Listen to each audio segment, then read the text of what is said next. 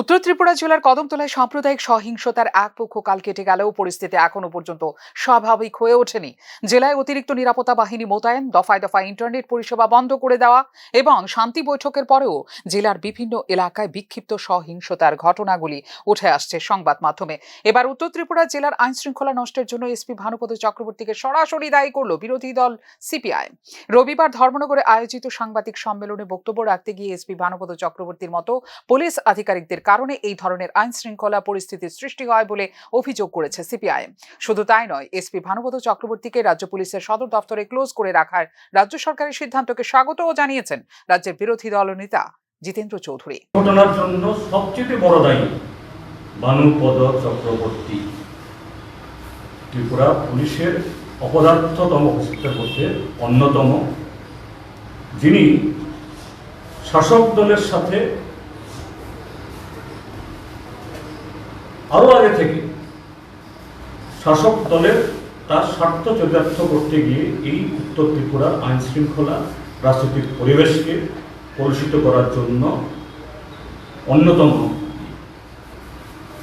দেরিতে হলেও তাকে সরানো হয়েছে, আমরা খুব খুশি। রাজ্য পুলিশের উচ্চ এবং মাঝারি স্তরের একটা অংশের আধিকারিকরা নিজেদের মেরুদণ্ড শাসক বিজেপির কাছে বিক্রি করে দিয়েছেন বলে ওই দিনের সাংবাদিক সম্মেলনে অভিযোগ করেন বিরোধী দলনেতা জিতেন্দ্র চৌধুরী। গত 6.5 বছর ধরে ত্রিপুরাজ্যের মধ্যে আমাদের পুলিশের উপরতলায়ও এবং মাঝারি স্তরেও শাসক দলের বদান্যতায় তাদের সাথে সখ্যতা বজায় রেখে শাসক দলের স্বার্থে ভূমিকা পালন করতে গিয়ে তাদের এই অযাচিত ভূমিকার জন্য এই কদিনের মধ্যেই উত্তর ত্রিপুরাতে কদমতলা, পেকুছড়া, ধলাই জেলাতে গন্ডাছড়া, পশ্চিম ত্রিপুরাতে কৈত্রাবাড়ি ঘটনা হয়েছে। সব পুলিশের জন্য না, পুলিশের উঁচুতলার কিছু পদার্থ আর মাঝারি স্তরেও কিছু যারা শাসক দলের কাছে তাদের সমস্ত মেরুদণ্ডকে বিক্রি করে দিয়েছে। উত্তর ত্রিপুরা জেলা গন্ডাছড়া এবং পশ্চিম ত্রিপুরা জেলার কৈত্রাবাড়িতে ধর্মীয় এবং সাম্প্রদায়িক ঘটনাগুলোর পেছনে শাসক দলেরই একটা প্রতিক্রিয়াশীল গোষ্ঠী সরাসরি জড়িত বলে অভিযোগ রাজ্যের বিরোধী দলগুলোর।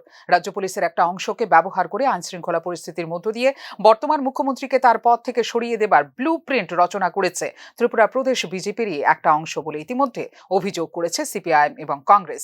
স্বাভাবিক কারণেই আগামী দিনে কদমতলা, পেকুছড়া, গন্ডাছড়া বা কৈত্রাবাড়ির মতো ঘটনাগুলি প্রতিহত করতে সরকারকে আরও বেশি সতর্ক হতে হবে বলেই মনে করছেন রাজনৈতিক বিশেষজ্ঞ মহল। ফিউরো রিপোর্ট, নিউজ নাও।